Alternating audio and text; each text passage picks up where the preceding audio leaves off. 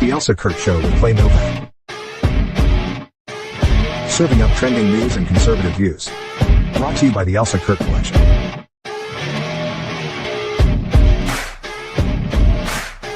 And Refuge Medical.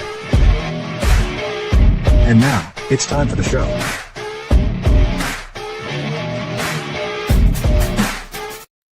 Hey there. Holy cow. We were just talking before we came on the air here, and we realized we have a lot of topics today. So I already told Clay, you are going to have to crack the whip here. Keep me focused. Keep it laser focused here, and he's going to do it, right?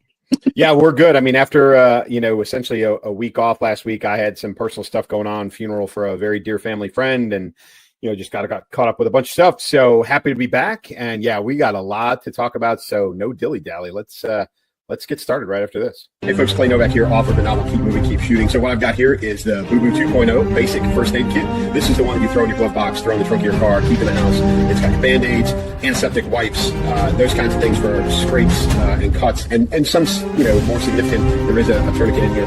But Boo Boo 2.0, this is the kit that you need all the time. Again, refugemedical.com. You can find it there. Use the discount code KMKS at checkout. Get yourself 10% off. Refuge Medical. Not only buy their equipment, but get their training. Refuge Medical offers training as well. Ready to refresh your vibe? The Elsa Kurt collection has everything from page-turning reads to eye-catching fashion, guaranteed to add a little sunshine to your season. But that's not all. Love a good book? Elsa's got your next favorite read waiting just for you. Don't miss Elsa's Amazon affiliate store, filled with hand-picked beauty treasures, home must-haves, and daily essentials. It's like a personal shopping spree made easy. Make it spring your season. Shop the Elsa Kurt collection today and let the fun begin. So we usually end the show with a lighter note, something a little funny and stuff. But we're starting the show off tonight with that. This, to me, I find it amusing. Do you find it amusing? Yeah, I should. It's not unexpected. Right. But if you go back, like I knew Fetterman as the lieutenant governor in Pennsylvania. When I was, when I lived there, and Pennsylvania is still one of those states where the second place vote getter governor is the lieutenant governor. Like it's almost like old school president, vice president, like the United States used to do. And he was a big dumb animal back then. Like, yeah. He was the same guy he is now, and the bowling shirts and the hoodies and the shorts and jeans and never dressed up and all of those things. And you remember, I am not a fan.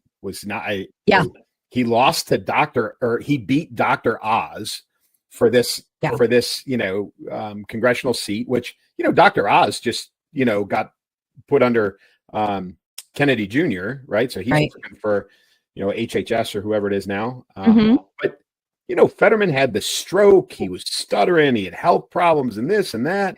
And the Democrats supported him. Yeah. Right. And he got it was the most, here he is in his finest. It's probably actually one of his nicer sweatshirts that he's been seen. It's one of his more elegant looks that he's donned over time. Yeah. It was as baffling then, the support for this guy. And you know what? I'm going to take that back and say I actually wasn't baffling that they put him forward, because I think what they saw in him was a puppet. Like they're like, oh, this guy, he's just a big dumb lug, and we're just gonna put him out front. We're gonna tell him what to say, when to say it. We're gonna use him as a scapegoat for things. Like I think they had a pretty big plan for him, and he's kind of thrown them. I think like they probably are sitting there, or were. I mean, this has been going on for a little while now. They're probably sitting there the first time he came out and said something, against the party line there. I think they all went, what? And he so we've covered this multiple times along the way. He has always voted party line. Yes. Always. He has come out publicly and said things against the party, but when it came down to casting his ballot, he was always party line. Well, now I think he's starting to drift a little bit. And they've even co-opted his wife, who's a little bit crazy anyway. There's some issues with her along the way. But even she has come out and said, oh, he's very, very different. He's thinking, he's not thinking the same. He's not, maybe there's some difference in his personality. There was the issue a couple of weeks ago about him on a plane. Yeah, I saw that. Pittsburgh. Flight attendant said, put your seatbelt on. He basically refused to do it. Pilot came out of the cockpit and had to say something to him. And he basically said, hey, listen, if we crash, I'm going to die anyway. Seatbelt's not going to save me, that kind of thing. So, I think the party, in fear of another Joe Biden type incident, I Right. think that they have used his, the stroke that he had, is, hiding behind his mental faculties or whatever. They're using that again with the President Biden thing to get him out. I think that is the goal. But I think you're right. It's because he's no longer following party policy. Yeah. Yeah. Yeah. I mean, he's, the stroke was what, in like 2000, I don't know, it was like 2021, 22, maybe, right? Yeah. Ish. But, just simply for the fact that it was a while ago.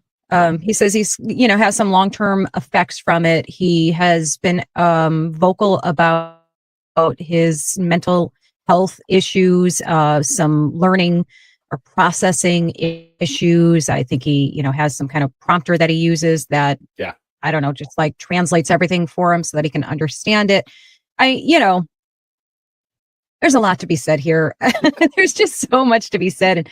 And I'm struggling really hard to say it in a nice way. I mean, I'm not going to say that I think somebody who has mental handicaps, I guess we could say, should be barred from public service by any means. But it is interesting that somebody who has, admitted cognitive issues was even put in this position anyhow. So, and I think that goes back to what I said in the beginning there, that, I think the expectations for him from his party was that, he was just going to be the dumb lug that sat there and, pretty much did whatever they told him.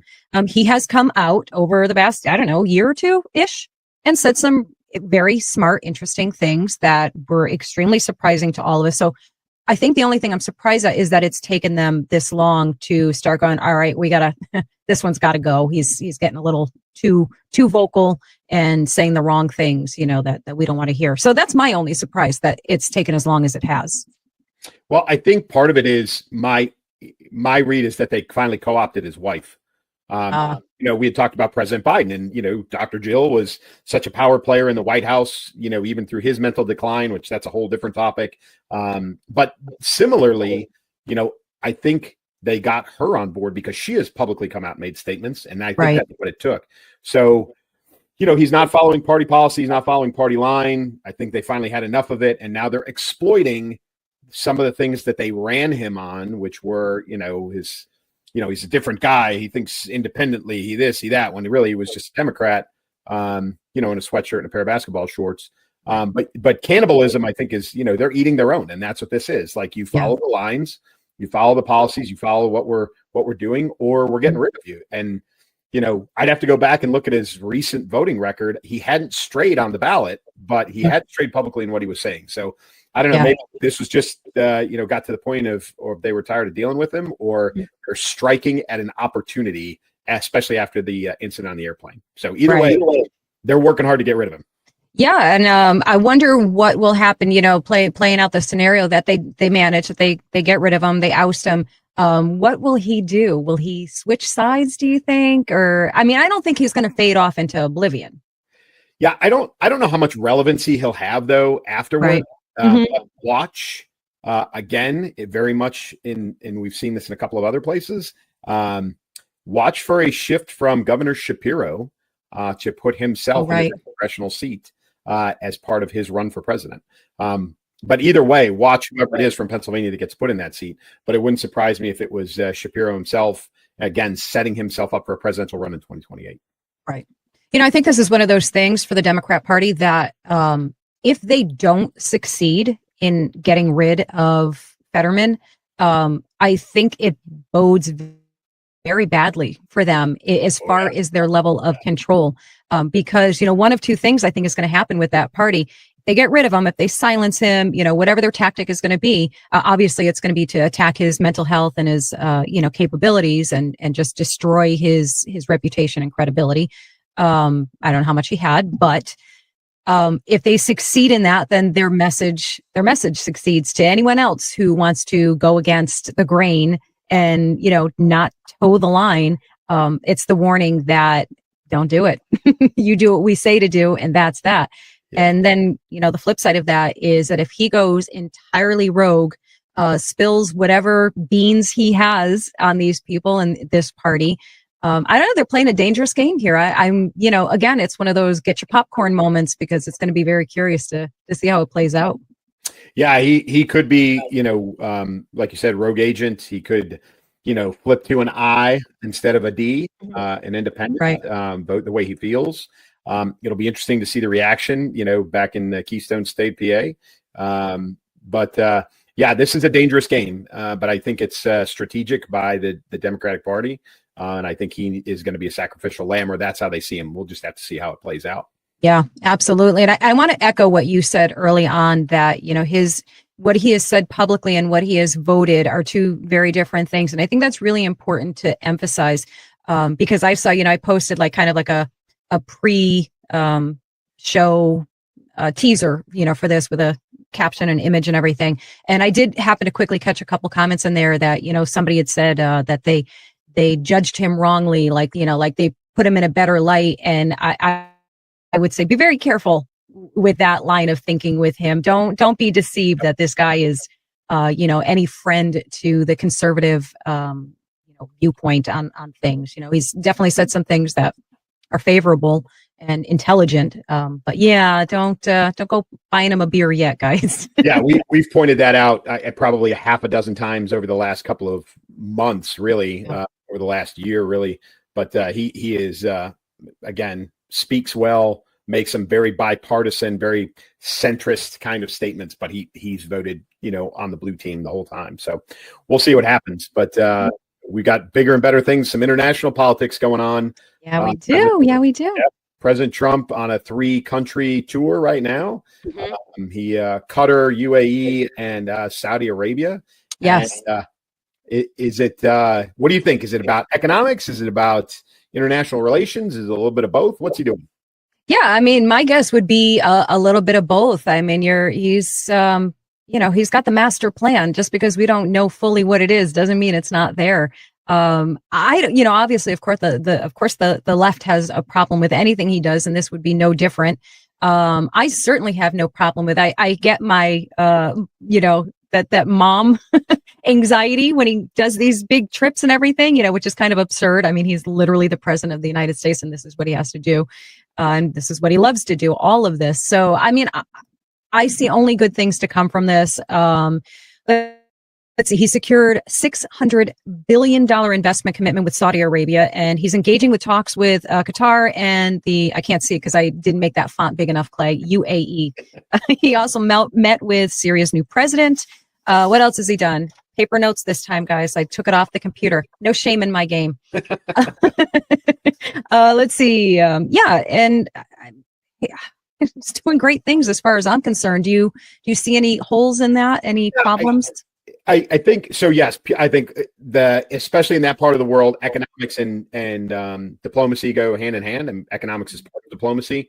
There's been conflict over us and our development of domestic oil, right? That worries the Saudis, Kuwaitis, the entire OPEC clan. So I think there's, he's over there on behalf of world, energy capabilities. So yeah. I think there's a lot of discussion going on with the oil, about oil with the OPEC and really Saudi Arabia being kind of the key to that. So that's definitely part of it. But you're right. He got massive economic, commitments from both Qatar and Saudi Arabia in the first couple of days of this. We're talking trillions of dollars of business. But you remember we lost under President Biden because they were asleep at the wheel. We had that agreement with them that only that oil would only be OPEC oil would only be under the US dollar. Mm-hmm. We lost that agreement because it was like one of those like overnight deadline things if they didn't do anything, right? I remember that now that you're saying that. Yeah. Right. Mm-hmm. So now, damaging to the US dollar. So my guess is behind closed doors, President Trump is trying to reignite something like that, reestablish that type of agreement to make sure that that oil is traded or purchased only in US dollars, which will, help our economy. I do think as well, there's that OPEC oil, there's connectivity there between Saudi Arabia and China, and then China and Russia.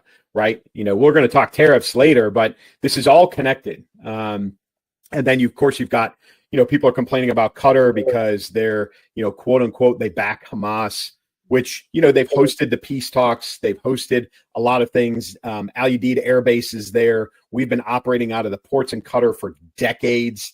They are a military ally. And again, it's a lot of this is economic. So we'll see what happens. UAE, I think, is going to be much the same. But I think this is all good stuff.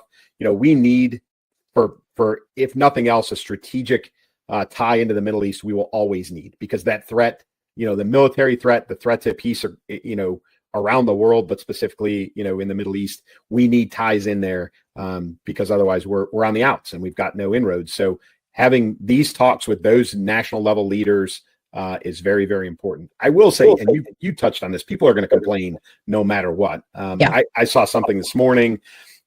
President Trump was standing there and a line, or maybe it was from yesterday, a line of Saudi Arabian general officers from all of their services were coming up and they were saluting him. And he was standing up there and returning their salute. And there was this he's violating U.S. military protocol.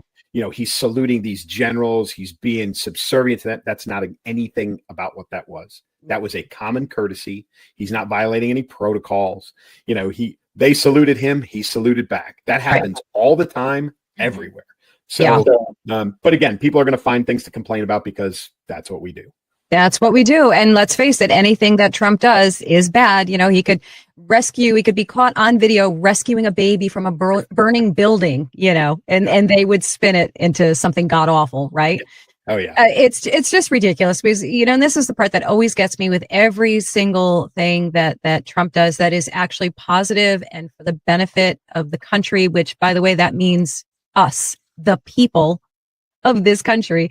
And they'll still pick it apart and make it sound bad when we all know perfectly well, if it was Biden, if it was any other president, someone that they picked, meaning, they'd be applauding and falling over themselves to praise them and, nominate them for a Nobel Peace Prize and, all of the things, which, by the way, there was talk again of him getting a peace prize. So it better happen. That's all I can say. I think he has well earned it already at this point. So we'll see. We'll see what happens. And in these trillions of dollars of business was commitment of Qatar to buy Boeing aircraft from the United States, right? Yes. That's in the I think it's $1.3 trillion. It might have been Saudi Arabia. It's one of the two countries, but they committed to buying Boeing aircraft. And that is huge, right? Boeing, an American company, jetliners, they could buy from Airbus and they could buy from other companies, right. But they're not. They're committed to buying from Boeing. Mm-hmm. And this gift that they have offered of a luxury aircraft as a stand-in for Air Force One, right? People are, again, like everything else, they are overreacting to this. One, this is not a gift to President Trump. Okay. Right. Two, we have been on standby. And when I say we, I'm talking the nation and the Department of Defense for a new Air Force One that is behind schedule from Boeing. Right. So the Qataris said, commissioned in 2018 or something, right? Oh yeah. So his first administration. So that's insane. Yeah. So the Qataris said, listen, you've done a ton of stuff for us. And if you've never been in the Middle East and you don't understand the culture, this is 100% normal. It just happens to be on a grand scale because we're talking about an airplane. Sure. But they have the money. This is, again, nothing. So they offered this as a gift to fill in for Air Force One as it's behind schedule, et cetera. It is not a gift to President Trump. It's a gift to the Department of Defense. Lawyers are going to get involved. Is it legal? I would tell you it's probably not. I would tell you President Trump is also not making a big deal out of this. Right. He's lashing back at people who are making a big deal out of this, as he should. Yeah. But I think this is way, way overblown. It's an offer. There's been nothing given, nothing accepted. Everybody needs to chill out. Yeah. And that includes members of Congress on both sides of the aisle, because there are some Republicans who are freaking out about this too. Right. Yeah. It's like anything else that goes on. If it's legal, do it. If it's not, fine, don't. It's okay. It's not the big deal that they want it to be. And it's not a bad thing if it is legal, if it doesn't break that. What is it? The Foreign Emoluments Clause? Is that what it is? I mean, I don't even know what it is. I just know that's what the name of it.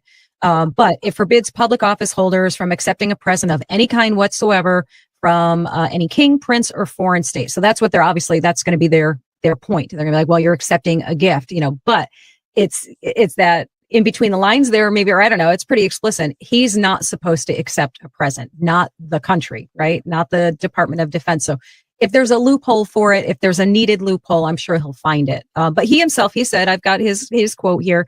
He said on Monday that the plane isn't a gift to him, like you said, but to the Department of Defense. He added that it will be decommissioned after his term for his presidential library, and that he will not use it after leaving office. So it's only going to be used during, his term. And, so it's not a gift. He's not taking it home and putting it in the Mar-a-Lago backyard. It's not going on the golf course, guys. Calm down. And listen, foreign dignitaries visit embassies. They visit our Congress people, visit them when they go overseas. There are gifts given to the president, to the vice president, all the time. There are gifts exchanged. The reality is those gifts are under a certain dollar amount. And when I say under a certain dollar amount, I'm talking hundreds of dollars, not thousands of dollars. Mm-hmm. But mostly those gifts are given and accepted on behalf of the United States of America and not on behalf of that elected leader that we have. And they stay generally with the White House, with the, that congressman's office, that, all of those things, rugs and crystal and like all kinds of gifts are given back and forth, happens all the time. Right. And listen, I'm not one to throw any shots, Clay. I'm not that kind of guy. It's not my thing to do it. But, sometimes you just have to throw a little bit of a shot here. By the way, I'm not suicidal. I love life. Make that public. Yes. Yes. Just stating that. I think you're supposed to put your hand up now to prove that you're not AI. It's a crazy world we live in. But anyhow, Hillary posted this. I think that was today. Yeah, there's the date on it, the 14th. So she posted, just in case you can't read it or you're listening and not watching. She posted on X that no one gives someone a $400 million jet for free without expecting anything in return. Be serious is what she posted. And then, of course, I posted a picture of her. Again, this is for the people who are listening, not watching. It's a picture of her, lowering her glasses or readers, and it says, "We're doing irony now." So yeah, really, Hill? Listen, really? nobody goes to Epstein's Island without an expectation of a back rub from a 16-year-old girl. Yeah. So Boom. yeah, drop that mic. Yeah. And listen, it's just like money from the Ukrainians or the Chinese for President Biden. Listen, you can spin these things any way you want. There's accountability for that jet. That is not going to a Swiss bank account. That's not going to Trump's brother, Biden's brother. They're not, this is very, very public. Okay. Yes. This is not being hidden. And he hasn't accepted anything. No one has. So, she can sit back and keep her mouth shut. The Democratic Party doesn't even care about her anymore. She's just running her mouth because she's a crabby old lady, and that's really about the extent of that. So whatever. Yeah, that sums it up perfectly. I love this next topic, Clay. Very excited to talk about this. Very interesting. I'm excited for you in a way because I know you said you're a non-practicing Catholic, but that's your origin story, right? So it's pretty cool that the new Pope is from your neck of the woods there. Yeah. So yes, he is from the greater Chicagoland area. It was a huge surprise. An American Pope in general. Mm-hmm. There are generations of people older than me who have said they never expected to see an American Pope. And if you think in terms of political influence, there's a reason why. The view from within the Catholic Church has always been America has too much power as it is globally. Mm-hmm. There's no reason to give them a pope as well. So there was never an expectation for an American pope. Leo, as he is chosen to be named, his papal name, is from the Chicago area. I was blown away that day. Yeah. There has been 8 million Chicago area memes that probably most of America has seen bits and pieces of, but we've been knee deep in it. Oh yeah. He's already known as the Pope. I love it. Yeah, there's been cracks and jokes about deep dish pizza for communion. There's been, baptizing kids in au jus from beef sandwiches. Putting ketchup on a hot dog is now a mortal sin. And there's tons of Chicago cracks about him. Initial reports were he was a Cubs fan, including Wrigley Field put up on their marquee, which is, historic. You know, he was a Cubs fan. Turns out maybe that's in dispute. Maybe he's a Sox fan, which is a big deal here in the city. But you know, the bigger point is that he is an American Pope, and he is by reputation. So he's from the Augustine Rite, which means he is all about charity. He is all about selfless service, and that's what his order is, you know, kind of founded on. So. I think the expectations are going to be I think he's a little more traditional than his predecessor. Right. There's a lot of mixed messaging out there that people have pulled up on where he stands on, you know, homosexuals, on where he stands on abortion, where he stands on, you know, some of those things that have been, you know, kind of in controversy in the more progressive last few years under the previous Pope. But yeah, an American Pope, and he's a Chicago guy, and he speaks 4 languages fluently, and like I think it's even more than that. Did I see that somebody said 7 languages? Is that possible? Maybe it is. Oh, totally possible. I mean, you know, Latin's one, which is a dead language, but you know, when he addressed St. Augustine's, you know, square, you know, he spoke in fluent Italian and then Spanish. He was just he was a cardinal in Peru, so he's fluent in Spanish. I know that he obviously speaks English. I think French, I heard, I don't know what else, but I had heard 5 languages. It may be 7. It's entirely possible. You know, I tell you, I actually think that the, conflicting stories, if you'll have it, are actually, I think it's kind of a good thing. You know, the left is saying the progressives are like, yay, we've got another woke, Pope, and the right is saying, no, actually you don't, because his views on abortion and LGBTQ marriage, blah, blah, all these things are showing conservative. The fact that he chose the name Leo, which is the last one that was a Leo, was conservative, so that he chose that. They're saying that's a sign, you know, all of these things. The vibe I'm actually getting from all of it, if you kind of put it all together, is that he actually sits somewhere in the middle. And I think that's a good thing. I think that's a healthy thing. And I think that's a good thing for the church. To me, that hopefully says he is going to do what he should be doing, which is going by the Bible. And that's it. Not culture, not politicians, not feelings, nothing but the Bible. And I think if he does that, I think, you know, he has the potential to be a very, very beloved Pope by many. And his brother was on Piers Morgan, and he had this to say, so we can watch this for a moment. Well, as you know, he was very disappointed because he thinks that your brother is going to turn out to be a very liberal Pope, following on from Francis, who we had obviously a great relationship with. I mean, what's your response to that? Do you think he's going to be a very liberal Pope? No, I do not. I don't think he's going to roll back the changes that Francis made. I think he's going to, here we are, let's continue down this path. Now, I don't see my brother, when we were growing up, he wasn't like super political. He's not left, he's not right. He looks at the whole scene, takes information from both sides, and somehow finds a way to go down the middle and not ruffle too many feathers. So, I mean, I think, you know, he's got by the way, the backstory on that moment at the very beginning, he was referencing somebody that was saying something. He was talking about Steve Bannon. Apparently, the Pope's brother and Steve Bannon were, I think, in the Navy together, like on the same ship and everything, I think. So they were. That's the reference point there. But you know, if what he said is accurate, I actually feel like that's a really good thing, and I'm definitely curious because I know this is one of those ones you're going to hear a lot about in the comment section, right? People have a lot of opinions about it. Anytime I've posted even the littlest thing about it, it's been, I wouldn't go so far as to say it's been explosive in there, but it's definitely been a lot of mixed feelings and opinions. You know, again, I'm Christian, not Catholic, so I don't, you know, really go by what the Catholic Church says and does, obviously. But you know, I'm hopeful for it. And listen, I don't really care as long as you're bringing people to Christ. That's a beautiful thing as far as I'm concerned. So it'll be really interesting to watch. I'm hopeful.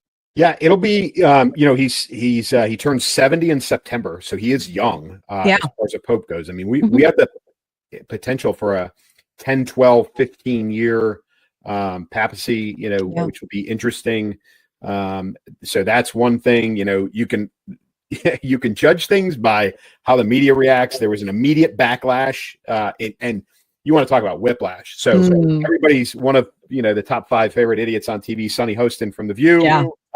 lashed out initially that he was too conservative and he was this and he was that, and she wasn't in favor of him. And then the very next day, some information came out that his mother is of Hispanic Latin heritage, and they trace back that he is his mother's family, or family on his mother's side, is Haitian, and that he actually has some African roots. Wow. Roots. And then all of a sudden she was very happy. Now he's okay. Now he's all right. Yeah. Right. So you talk about the flash from that. Yeah, I mean, people are going to make what they want out of it. It'll be interesting, but probably the most, the thing that struck me the most in all of the coverage, and I was watching when the smoke rose, I was watching when they named him, but one of the commentators that I was watching, he quoted Pope John Paul II, who was, many people will say he was the last great pope. But he said that Pope John Paul was quoted as saying that being the pope changes you. The man you are when you take over is certainly not the man you are at the end. So there's going to be room and expected change and growth in the pope over his term. So what we have now is not probably what we're going to have 10 years from now. So he's a human being.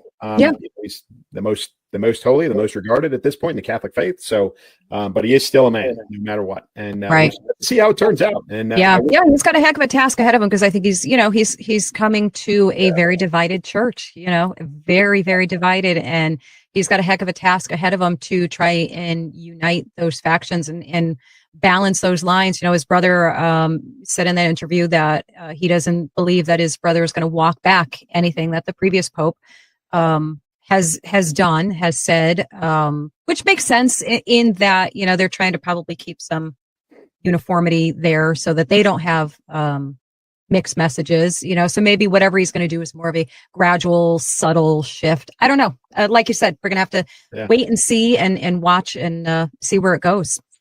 Yeah, 4 billion Catholics. They'll let you know. They will definitely let everyone know for sure. I would only say, come on, guys, give him a chance. Give him a hot minute. And let's put our big boy and big girl pants on and be less quick to react. Take in the totality of everything, because I've seen the things, because the first thing, obviously, every time you talk about the Catholic Church, one of the first thing that always comes up is the abuse within the churches and all that stuff. So it's always like the go-to. So there were some rumors about that, not about him specifically, guys, just about, potentially having looked the other way for something that went on. I do not know. I don't have that full story. I just know that was one of the things that was thrown out there amongst all of the rest of everything. And that's what happens, right? I mean, we know this, as well, if not better than anyone else. The minute you have whatever the story is, whatever the news story is, you get, we all get inundated super fast with lightning fast reports and sources. And we know very well that so much of what gets thrown on the internet is just simply not true. So you got to wade through it. I'm not saying these things are not true. I'm saying you really need to do your research and your own investigative, just like you have to be an advocate for yourself when you go to the doctor. You got to be an advocate for yourself when you're reading and watching anything, and now more so than ever. So that's my request to everyone. Take a pause, look it up, multiple sources, find out the truth. It's in there somewhere, guys. and God bless him. Yeah. Absolutely. What do we got next? We got to keep moving. Look at me cracking the whip. What? Well, let's talk about this. Oh my goodness. So I do have a video for this. Now let's see. And I thought I put it in here, but so you saw this, obviously you watched the so there were two incidences. There was the forced entry by the members of Congress, right? And then the following day, there was a religious organization from New Jersey, which evidently is well known, who locked arms in front of the gate. They wouldn't allow vehicles in or out because really the speculation from the prison staff was if they opened the gates to allow the vehicles in or out, this group was going to rush the gates and they were going to be inside the prison before they could do anything. So like there was an ambulance that got turned away, but they don't know of anybody even calling an ambulance. So they think that was a bit of a setup. And there were some other things, but really what we're focusing on is this demand by Congress people for entry into the ICE facility. Did you find your video? Yeah, I have it. It's the second one, so not as good as the first one, but here it is.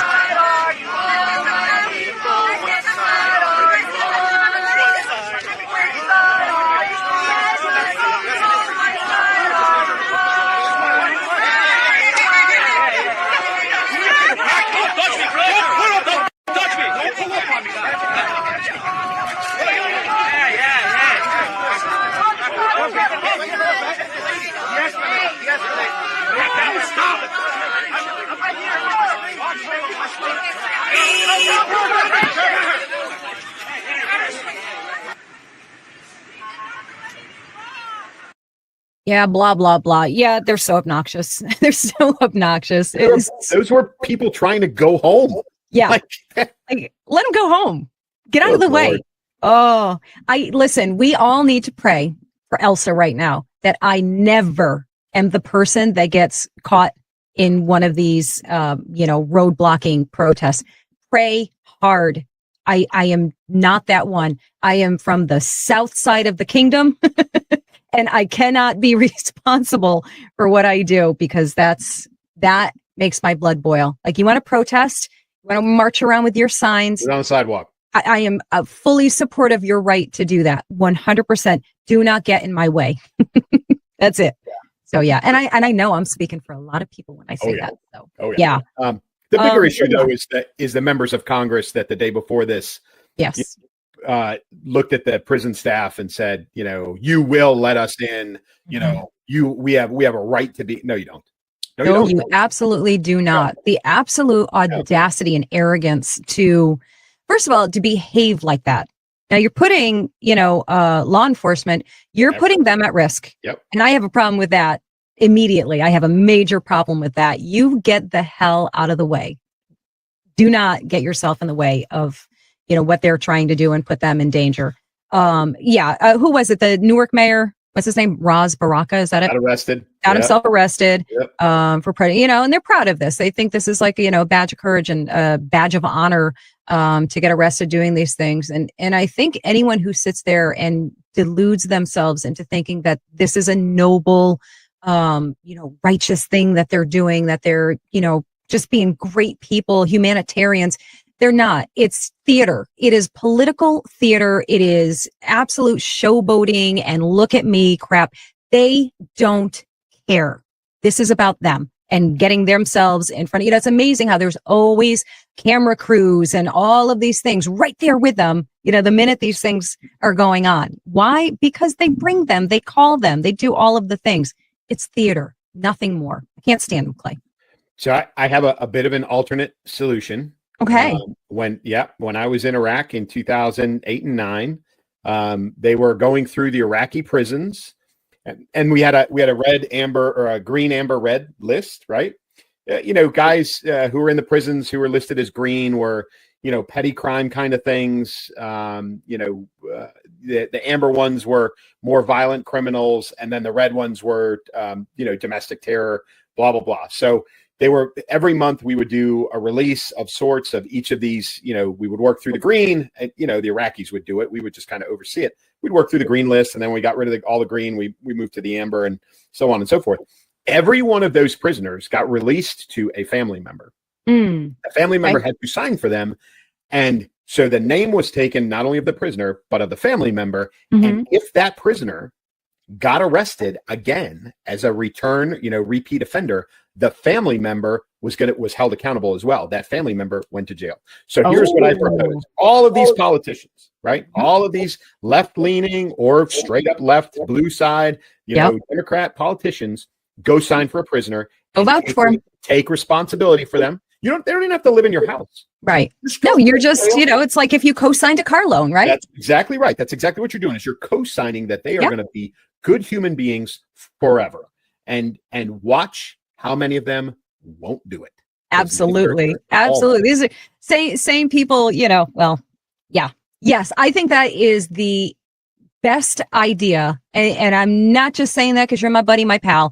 That is like the best idea that I have heard in a long time. And there, right there, folks, is the difference between the left and the right. The right is always offering solutions. It's a right? solution. We're not just talking about problems. We've got solutions for you. This needs to go right to the White House desk, because I think that is the absolute most brilliant thing that I've heard in a while. It again, you don't have to house them. You don't have to feed them. Nope. Now it's in your best interest to take care of them, make sure they have a place to stay, that they have a job, that they're contributing to society, because therefore they're less likely to be a criminal. But you take responsibility for them. Yeah.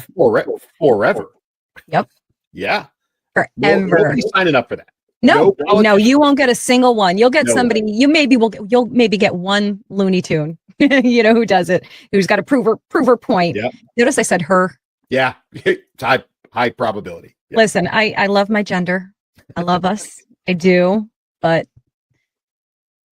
yeah, that's all I'll say on that. But yeah, I would love to see that happen. It would change everything in a second. All of a sudden, you know what we'd hear, guys? We would hear crickets. That's right. The beautiful sound of crickets in the night sky. Oh, that would be so good. But you listen, speaking of, something along the same lines, right? So, oh my. Yeah. The interesting part of all this, you and I have talked about this. Your husband's a police officer. We've been talking about MS-13 and TDA for months. And obviously, again, we even just talked about it in the last segment. What is arising out of this is competitive, not just MS-13 versus TDA, right? You've got both of those criminal organizations are fracturing. Yep. Right. And multiplying. So now you've got, there's actually a group being labeled as the anti-TDA. Now, on the surface, you go, oh, they must be a bunch of great Nicaraguans or Venezuelans. No, they're not. They're actually, they're not upstanding citizens? What? The only way you break away from an organization like that is to be crazier than the organization as it stands. So they are an ultra violent faction, breakaway faction of TDA. So you've got that. And when you can't fight over turf every day, and for those of us that are old enough to remember Crips and Bloods in the 80s, oh yes, LA, like that was daily TV coverage, right? There were kids dying in, South Central by the hour. I mean, it was crazy how bad that was. Right. And that's what we're starting to get. So you've got turf wars that are emerging from this between MS-13 and TDA and by the splinter factions. And when they can't fight those turf wars, then they go to other places. They're branching out into rural America now, right? And taking up, which if you get into the rural Midwest, like there's going to be some fighting back. But that's what they're doing, right? The city's crowded. You've got enough competition. So now they're spanning out. And these are when people have been defending these organizations like, oh, well, there's not that many of them. Oh, it's not that big. Oh, it's only a few hundred, or it's only a few thousand spread across the whole United States. This is what you get. You get expansion is what you get. Yeah, absolutely. As I was researching, so what I do when I research each topic, and I'm sure you do the same thing, I want obviously a fully rounded view of what everybody's saying. So I'm not just looking at right-leaning news sources. I'm looking at the left too. One of them being NPR was one of the ones that I looked at to see what they were saying about this. And, exactly what you just said, Clay, like, oh, they're making such a big deal of this. It's really not that big of a deal. There's not so many of them. The Trump administration is trying to make it sound like this is some kind of big epidemic and blah, blah, blah. And it reminded me instantly of the interview with JD Vance, and it was probably Margaret,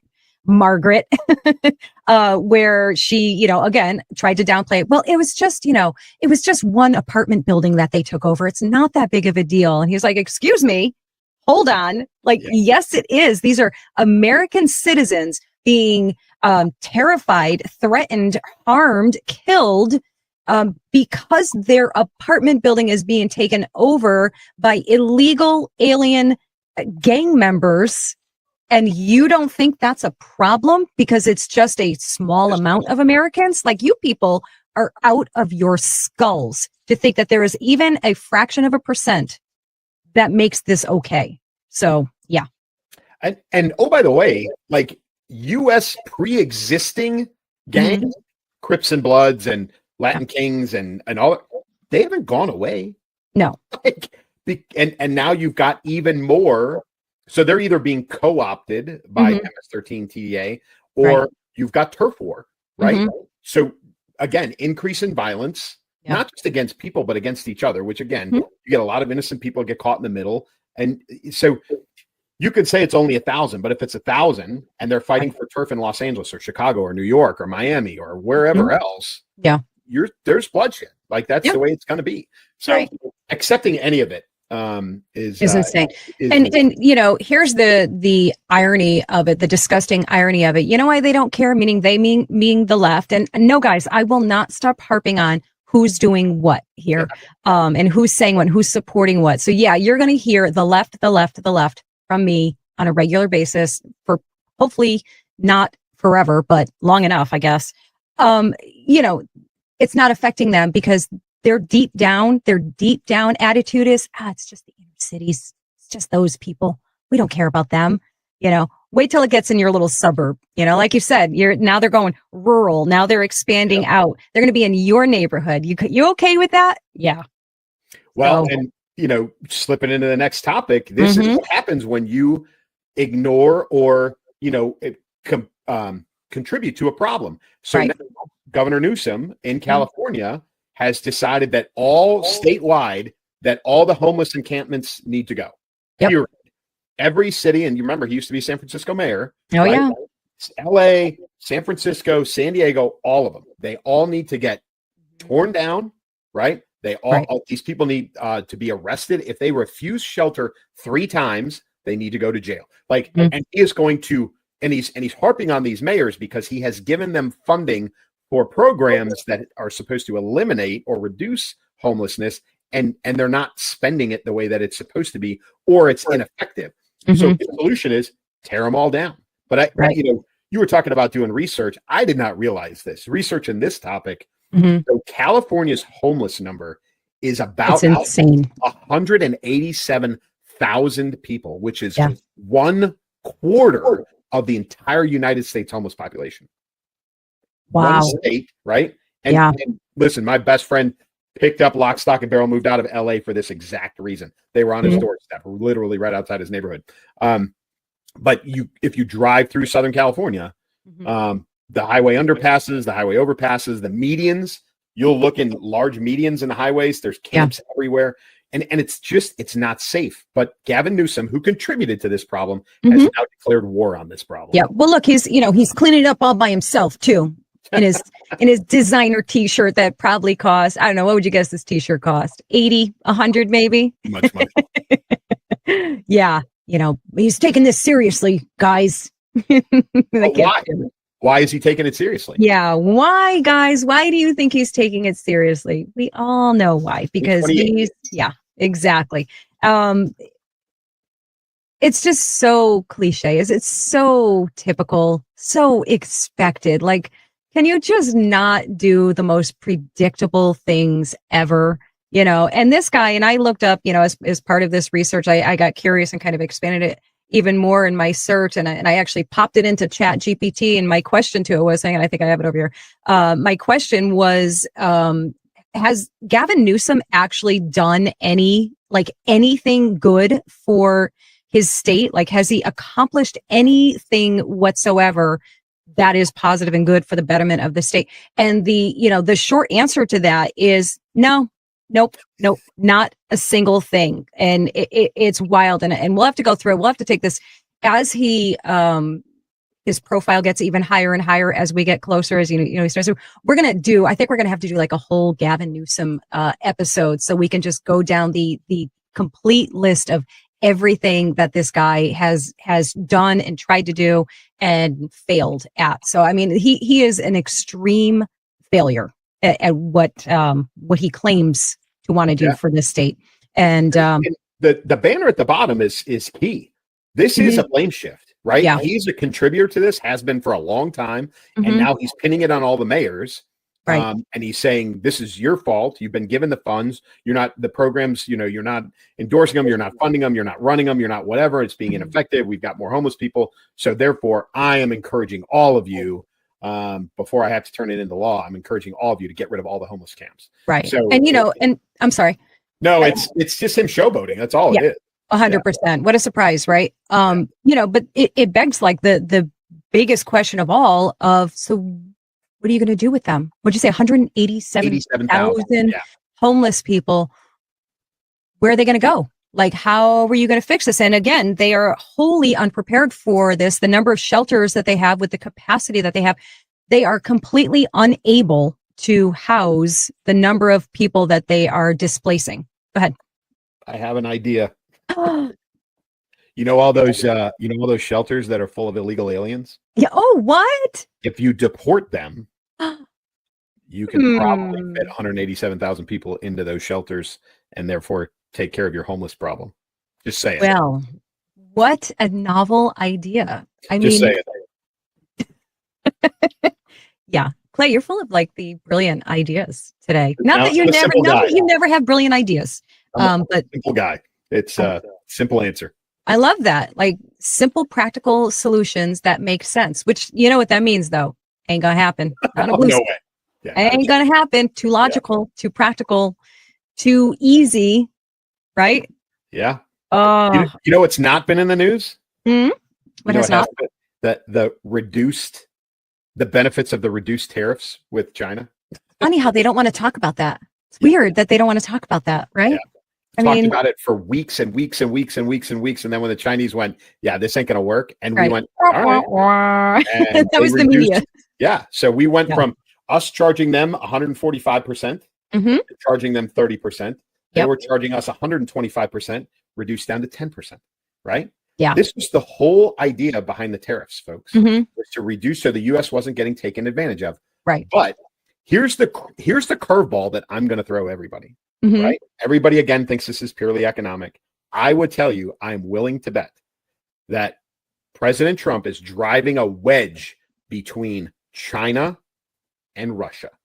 There is something going on there that he is, because they are allied. There's no question about it. And that is that alliance is the greatest threat to the United States, is the two of them. And he is through this driving a wedge between the two of them. It will turn into hey, you're either with Putin or you're with us. Take your pick. You've seen the economic impact, so you figure out what you're going to do. But I can promise you, this is leading down that road. President Trump is no idiot, right? No. It's not all about the dollar. This is about global alliance that is anchored in economics. Yeah. I think President Trump is a master chess player. I think he already has the game all laid out and won before other people have even made their moves. You know what I mean? And I think that is his biggest strength, that he can see so much. Don't forget, and we talked about this before, President Trump was talking about these things more than a decade ago. Oh, yeah. This has been on his mind, part of his, I don't know if plan is the right word, but certainly part of his thought process and understanding. And it probably has driven him crazy for all of these years to essentially have the solution to the problem and not be able to make it happen, to implement it. And, now he's in the position to actually move all of those chess pieces into the places that they need to go, that he's already planned this out forever and a day. So yeah, and I'm so glad that I happen to be one of the many, many, many people who, when this all started, just sat back and put my hands behind my head and kicked my feet up and said, I'm just going to watch it play out. Just going to see where this goes. And, none of this is a surprise to me. And I don't even understand a quarter of it, but none of it's a surprise to me. but we said it 2 weeks ago. It's patience, right? He knows what he's doing. You've got to let it play out. At 100 days in office, it was too early to tell anything. Right. But of course, like everything else, we made this agreement. Everybody freaked out, right? Yep. And he's getting criticized for it. Everybody said, oh, well, businesses made some economic decisions, some purchasing decisions, some shipping decisions based on the cost of the tariffs. And now they've got to go back and they've got to redo, and they did this and they did that and blah, blah, blah, blah, blah. And he did this. He capitulated. This was never the plan. And he caved and blah, blah. No, he knew exactly what he was doing from Jump Street. Right. And it worked out exactly the way he wanted. We're tariffing them more than they're tariffing us. And how long did it last? Really? Yeah, like a hot minute. 3 weeks, right? 6 weeks max, right? This is not, what everybody thought it was going to be, but it was exactly what President Trump thought it was going to be.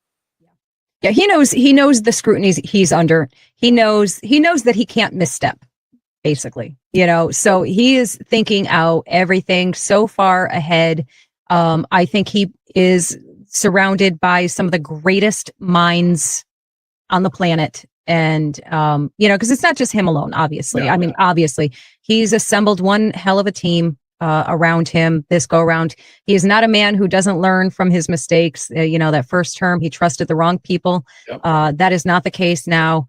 And, now we just got to work on those Republicans that are not doing what we need them to do, what we want them to do. Right. That's a whole other episode. And we don't have time for that. But no, we don't. But I will tell you that the difference between President Trump and every president since President Reagan, and this is where he is very much like President Reagan, is that he sees it, like you said, he sees all the moves on the chessboard. He knows how it's going to play out, but he knows that it's going to take courage to make certain moves. He knows that it's going to take, some really some resolve to withstand the pressure from everybody around him, including the media. Right. And he does it.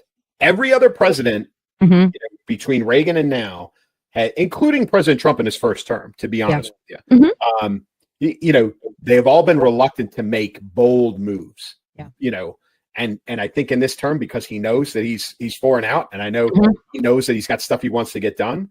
And this, and I think he is really kind of even taking the reins off himself, and he's making the bold moves, and they're working out exactly the way that he knows that they will. So and this is just more evidence. So good on him. Well done. Yes, absolutely. He has been hard charging from the get-go, from day one, since before day one, but officially from day one, it's been hard charging the whole time. And I think we are going to see the benefits of this for a long time to come. And I hope that it's only going to keep getting better and better. And I'm definitely enjoying the ride for sure. I don't want to brag, but we just did, was it 7 or 8? Eight we just did 8 topics in an hour. And I'm feeling pretty pleased with ourselves here. And and the crazy thing is, like, that's 8 topics out of like 100 we could have gone with, right? There's so many things going on right now. There's I don't even know, to be honest with you guys, and with you, Clay, I don't even know if I want to cover this. The Diddy trial is going on right now, and gross. It's so gross. I think they're only in day 2. It's so vile already that, to be honest with you, I don't know if we're going to do anything more than do like a very brief recap of anything that's relevant, but it's really gross. Yeah. When he gets convicted, we'll talk about it. Other than that, I don't really. I like that. That's a good idea. Yeah. I mean, it's so disturbing. So so forget about that noise. Any news, anything exciting you want to share? Anything going on at all? No. I got a little public speaking engagement coming the end of this week. I'm going to talk to UAW, which is kind of cool. But I think probably the coolest thing that's going on this week is Pete Rose and Shoeless Joe Jackson had their lifetime bans lifted, which is a higher probability that they should deservingly get into the Hall of Fame. So that was nice to hear. I did see that. I was like, oh wow, I didn't even know that was going on behind the scenes there, or maybe not behind the scenes, but very cool. That's awesome. Wonderful stuff. I know people will be against that, but I'm a Pete Rose fan. I think he deserves it. Unfortunately, he's passed away and he's not going to get to enjoy it, but it is what it is. So other than that, no. How about you? Oh, let's see what's going on. Humble brag for a moment there. My newly released book, Truth Bombs and Grace Grenades, debuted at #1 in 2 categories on the Amazon bestsellers. So thank you guys for downloading and buying the book. I so appreciate it so much. It is such it's so humbling, Clay, to know that something you put out in the world that you feel so passionately about, other people feel passionate about it too. And then that word, which is not my word, it's obviously very Christian centered, that it may potentially help other people. And that is such a joy maker. So I'm so grateful for that. So thank you guys so much. But that was my big news. Otherwise, everything is nice and peaceful right now. Excellent. Well, as a fellow author, congratulations. I know that is not an easy thing to do. And it's quite a benchmark that will stick with your work through its lifespan. So that's pretty awesome. Yay! All right, my friend, you can take them out here. Sounded very mafia. I take that back, didn't it? When I said that, don't take them out. Timestamp. We recorded this from 4:30 to 5:30 Eastern time on Wednesday. Sorry, it's a late timestamp. We're out of practice. But as always for me, folks, keep moving, keep shooting. Take care, guys. Warrior, leader, author, patriot. From ranger school to the battlefield, from the front lines of combat to the front lines of culture, retired Lieutenant Colonel Clay Novak isn't done fighting for truth. Catch him on the Elsa Kurt Show and read his no-holds-barred blog at claynovacauthor.com. Keep moving, keep shooting. If you've ever looked around and thought, this isn't normal and it sure isn't biblical, you're not alone. And guess what? You're not crazy, you're discerning. That's why I wrote Truth Bombs and Grace Grenades, a bold, unapologetic book for believers who are done being silent while the world screams lies. From gender confusion to political idolatry, from woke theology to spiritual apathy, we're hitting it all straight on, straight up, and backed by scripture. This isn't a rage-fueled rant. It's a rally cry, a wake-up call to stop apologizing and start boldly living out the gospel. Whether you're a new believer or a disillusioned disciple trying to find your footing again, this book is for you. It's packed with truth bombs, grace-filled strategies, and practical tools to help you speak truth with love, raise warriors, not warriors, dismantle lies with biblical clarity, and rebuild with grit, grace, and gospel power. Culture doesn't need more compromise. It needs courageous Christians. So if you're ready to push back against the chaos with bold faith and real truth, grab your copy of Truth Bombs and Grace Grenades on May 6, 2025. Let's shake things up with truth and grace. Truth Bombs